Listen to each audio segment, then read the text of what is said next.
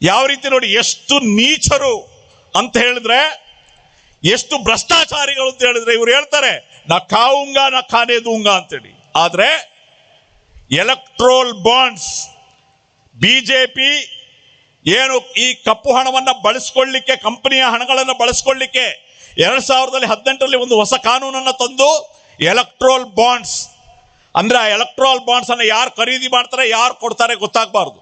ಅದಕ್ಕೆ ಟ್ಯಾಕ್ಸ್ ಇಲ್ಲ, GST ಇಲ್ಲ. ಅರ್ಥ ಆಯ್ತಾ ನಿಮಗೆ? ಇವತ್ತು ಹೋಟೆಲ್ನಲ್ಲಿ ಹೊಟ್ಟೆ ಹಸಿದ ಒಬ್ಬ ವ್ಯಕ್ತಿ ಊಟ ಮಾಡಬೇಕಾದ್ರೆ GST ಕೊಡಬೇಕಾದ್ರೆ ಈ ದೇಶದ ವ್ಯವಸ್ಥೆಗೆ ನಾನು ಪ್ರಶ್ನೆ ಮಾಡೋದು, ಸುಪ್ರೀಂ ಕೋರ್ಟ್ಗೆ ನಾವು ಕೇಳ್ತಾ ಇರುವಂತದ್ದು, ಯಾಕೆ ರಾಜಕೀಯ ಪಕ್ಷಗಳಿಗೆ ಕೋಟಿಗಟ್ಟಲೆ ಕೊಡುವ ಹಣಕ್ಕೆ ಯಾಕೆ GST ಇಲ್ಲ, ಯಾಕೆ ಟ್ಯಾಕ್ಸ್ ಇಲ್ಲ? ಒಬ್ಬ ಬಡವ ಹೋಟೆಲ್ ನಲ್ಲಿ ಹೋಗಿ ಊಟ ಮಾಡಿದ್ರೆ ಅವನಿಗೆ 18% ಟ್ಯಾಕ್ಸ್ ಹಾಕುವ ಈ ಸರ್ಕಾರಗಳು ಕೋಟಿಗಟ್ಟಲೆ 16,000 ಕೋಟಿ, 1-2 ಕೋಟಿ ಅಲ್ಲ, 16,000 ಕೋಟಿ ಕಂಪನಿಗಳು ರಾಜಕೀಯ ಪಕ್ಷಕ್ಕೆ ಹಣ ಕೊಡ್ಬೇಕಾದ್ರೆ ಅದಕ್ಕೂ ಟ್ಯಾಕ್ಸ್ ಇಲ್ಲ ಅಂತ ಹೇಳಿದ್ರೆ ಯಾವ ವ್ಯವಸ್ಥೆಯಲ್ಲಿ ನಾವು ಬದುಕ್ತಾ ಇದ್ದೀವಿ ಅಂತ ಹೇಳಿ ಇವತ್ತು ಚರ್ಚೆ ಮಾಡಬೇಕಾಗ್ತದೆ. ಇದಾಗಿರ್ತದೆ ಪ್ರಜಾಪ್ರಭುತ್ವ ಉಳಿಸಿ ಅಂತ ನಾವು ಹೇಳುವಂತದ್ದು ಬಂಧುಗಳೇ. ಎಲೆಕ್ಟ್ರೋಲ್ ಬಾಂಡ್ಸ್ ಅಲ್ಲಿ ಟೋಟಲ್ 16,000 ಕೋಟಿಯಲ್ಲಿ 10,000 ಕೋಟಿ ಕೊಟ್ಟದ್ದು ಬಿಜೆಪಿಗೆ. ಮೊನ್ನೆ ಸುಪ್ರೀಂ ಕೋರ್ಟ್ ಒಂದು ಐತಿಹಾಸಿಕ ಜಡ್ಜ್ಮೆಂಟ್ ಅನ್ನ ಕೊಡ್ತು. ಏನು, ಎಲೆಕ್ಟ್ರಾಲ್ ಬಾಂಡ್ಸ್ ಅನ್ನಂತ ಸಿಸ್ಟಮ್ ಅನ್ನು ತೆಗೆದುಹಾಕ್ತು, ಅಸಂವಿಧಾನಿಕ ಅಂತ ಹೇಳ್ತು. ಆ ನಂತರ ಇದನ್ನ ಎಲೆಕ್ಟ್ರಾಲ್ ಬಾಂಡ್ಸ್ ಅನ್ನ ಕೊಡ್ಲಿಕ್ಕೆ ಬೇರೆ ಯಾವ ಬ್ಯಾಂಕಿಗೂ ಪರ್ಮಿಷನ್ ಇಲ್ಲ, only State Bank of India. State Bank of ಇಂಡಿಯಾಕ್ಕೆ ಒಂದು ಗಡುವು ಕೊಡ್ತು, 15 ದಿವಸ ಒಳಗಡೆ ನಿಮ್ಮ ಎಲೆಕ್ಷನ್ ಕಮಿಷನ್ ವೆಬ್ಸೈಟ್ ಅಲ್ಲಿ ನಿಮ್ಮ ಎಂಟ್ರಿ ಯಾರು ದುಡ್ಡು ಕೊಟ್ಟರು ಅಂತ ಹೇಳಬೇಕು, ಅದನ್ನ ಹೇಳಿ ಅಂತೇಳಿ. ಅಷ್ಟು ಕೋಟಿಗಟ್ಟಲೆ ಅಂದ್ರೆ 16,000 ಕೋಟಿ ರೂಪಾಯಿ ಯಾವ ಕಂಪನಿಗಳು ಯಾರಿಗೆ ಕೊಡ್ತು ಅನ್ನೋದನ್ನ ಎಲೆಕ್ಷನ್ ಕಮಿಷನ್ ನ ಒಂದು ವೆಬ್ಸೈಟ್ ಅಲ್ಲಿ ಹಾಕಬೇಕು ಅಂತ ಹೇಳಿ. ಇವತ್ತು ನಮ್ಮಂತ SDP ಅಂತ ರಾಜಕೀಯ ಪಕ್ಷಗಳಿಗೆ ಯಾರಾದ್ರೂ 20,000 ಕೊಟ್ರೆ ಅದರ ಲೆಕ್ಕ ಕೇಳುವ ಎಲೆಕ್ಷನ್ ಕಮಿಷನ್, ಅದರ ಲೆಕ್ಕ ಕೇಳುವ ಇನ್ಕಮ್ ಟ್ಯಾಕ್ಸ್. ನಾವು ಕೇಳ್ತೇವೆ ಯಾಕೆ 16,000 ಕೋಟಿಯ ವಿವರಗಳಿಲ್ಲ? 16,000 ಕೋಟಿಯ ವಿವರಗಳನ್ನ ಕೊಡಿ ಅಂತ ಹೇಳಿ SBIಗೆ ಕೇಳಿದ್ರು. ನಿಮಗೆ ಗೊತ್ತಿರಲಿ SBI ಏನ್ ಹೇಳ್ತು ಗೊತ್ತಾ? 15 ದಿವಸ ಕೊಡಕ್ಕಾಗೋದಿಲ್ಲ ಅಂತ ಹೇಳಿ 4 ತಿಂಗಳ ಟೈಮ್ ಕೇಳಿದೆ. ಯಾಕೆ 4 ತಿಂಗಳು?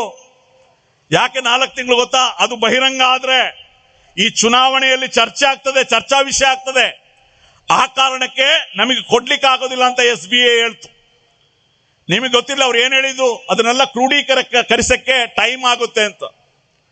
ಬಹಳ ಆಶ್ಚರ್ಯ ಆಗ್ತದೆ. ಇವತ್ತು ಬ್ಯಾಂಕಿಂಗ್ ಸಿಸ್ಟಮ್ ಯಾವ ರೀತಿ ಇದೆ? ಫಿಂಗರ್ ಟಿಪ್ಸ್ ನಲ್ಲಿ ಇದೆ.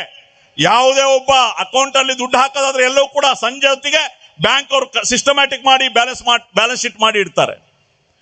ಈ ಎಲೆಕ್ಟ್ರೋಲ್ ಬಾಂಡ್ಸ್ ಅನ್ನಂಥದ್ದು ಕ್ಯಾಶ್ ಕೊಟ್ಟು ಖರೀದಿ ಮಾಡುವಾಗಿಲ್ಲ. ಎಲೆಕ್ಟ್ರೋಲ್ ಬಾಂಡ್ಸ್ ಅನ್ನಂಥದ್ದು ಅಕೌಂಟ್ ನಿಂದ ಕೊಡಬೇಕು. ಒಂದು ಕಂಪನಿ ಅಕೌಂಟ್ ನಿಂದ ಟ್ರಾನ್ಸ್ಫರ್ ಮಾಡಿ ಆಗಿರ್ತದೆ ಎಲೆಕ್ಟ್ರೋಲ್ ಬಾಂಡ್ ಅನ್ನ ಖರೀದಿ ಮಾಡುವಂಥದ್ದು. ಕೇವಲ 24,000 ಎಂಟ್ರಿಗಳಿರು. ಎಷ್ಟು? 24,000 ಎಂಟ್ರಿಗಳನ್ನ ಮಾಡಕ್ಕೆ 4 ತಿಂಗಳು ಟೈಮ್ ಕೇಳ್ತದೆ SBI ಅಂತದನ್ನ. ನಾಚಿಕೆ ಆಗ್ತದೆ ನಮಗೆ. ಇದು ಬಿಜೆಪಿ ಮತ್ತು SBI ಮಾಡಿಕೊಂಡ ಒಪ್ಪಂದ, ಒಳ ಒಪ್ಪಂದ ಇದು. ಇವತ್ತು ಒಳ ಒಪ್ಪಂದ. ನಾನು ಈ ಒಂದು ಸಮಾವೇಶದ ಮೂಲಕ ಈ ಕೇಸನ್ನು ನಡೆಸ್ತಾ ಇರುವಂತ ಸುಪ್ರೀಂ ಕೋರ್ಟ್ಗೆ ಒಂದು ಮನವಿಯನ್ನು ಮಾಡ್ತಾ ಇದ್ದೇವೆ. ನೇರವಾಗಿ SBIಗೆ 5 ದಿವಸ ಟೈಮ್ ಸಾಕು.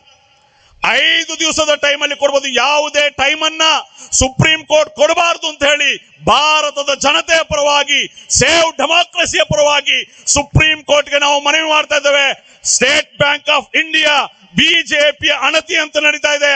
ಯಾವ ಅವಕಾಶವನ್ನು ಕೊಡದೆ ಟೆಕ್ನಿಷಿಯನ್ ಅನ್ನ ಕಳಿಸಿ 4 ದಿವಸದೊಳಗೆ ಈ ಎಂಟ್ರಿ ತಗೊಳ್ಬೇಕು.